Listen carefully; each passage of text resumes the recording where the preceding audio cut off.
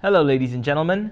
Since whistleblower website Sarawak Report opened a can of worms in July last year and exposed transaction documents showing some $700 million being deposited into Prime Minister Najib Razak's personal bank accounts, it has really been a turbulent ride as both the Rakyat and the media and the government have struggled to find out where all this money had come from. Thus, a slew of investigations rose, with the MACC, Bank Negara, the police and whistleblowers from all over tracking and tracing whatever paper trails they could get their hands on. 6 months later, here we are. This morning, Attorney General Apandi Ali revealed the findings of the investigation, saying that there is no evidence of wrongdoing or corrupt practice on Najib's part. Furthermore, he disclosed that $620 million out of the said donation was returned to the Saudi royal family as it was not utilized. I really don't understand why though. We could use some of it for those scholarships that were axed last week.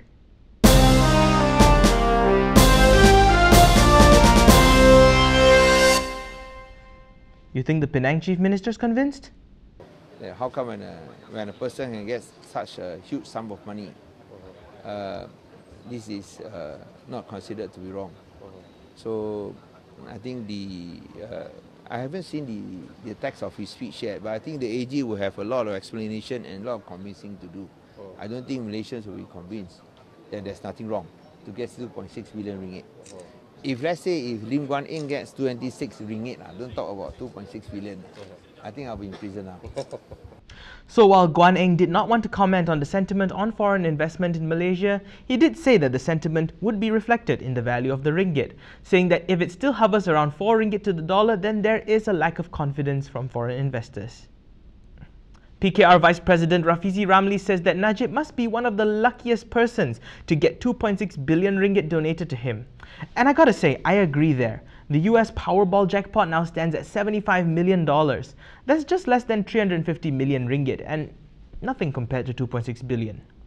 Rafizi went on to say that he's also a most generous person to return over 2 billion ringgit and is puzzled as to why this was not mentioned earlier, which would have saved a lot of people a lot of trouble.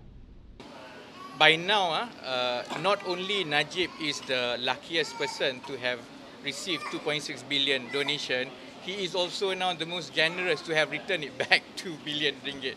I mean, this only happens in fairy tale. It doesn't happen in real life, So it's getting more ridiculous by the day.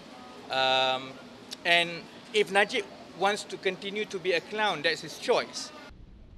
Now that that's done, the searchlight is on the Muslim Pilgrimage Fund Lembaga Tabung Haji, as Bank Negara has sent advisory notices to them pertaining to their risk management practices.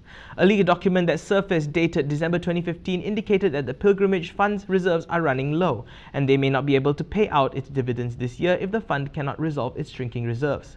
However, Tabung Haji Chairman Abdul Aziz Abdul Rahim today denied that the reserves are in the negative. However, this failed to silence the alarms, as Attorney General Apandi Ali has been appointed to the board of directors at Tabung Haji, perhaps to control and defuse the situation. Today marks the first day of the special parliamentary sitting to decide on the signing of the controversial Trans-Pacific Partnership Agreement. This session will run for 2 days, followed by a meeting of the Senate on Thursday before the deal is expected to be signed by all member countries in February. And that's all for the fact sheet for today. How do you feel now that the final verdict on the 2.6 billion ringgit donation is out? Let's have a chat in the comments. Also, don't forget to hit like and subscribe as well. I'm Daniel Anthony. Thank you for watching.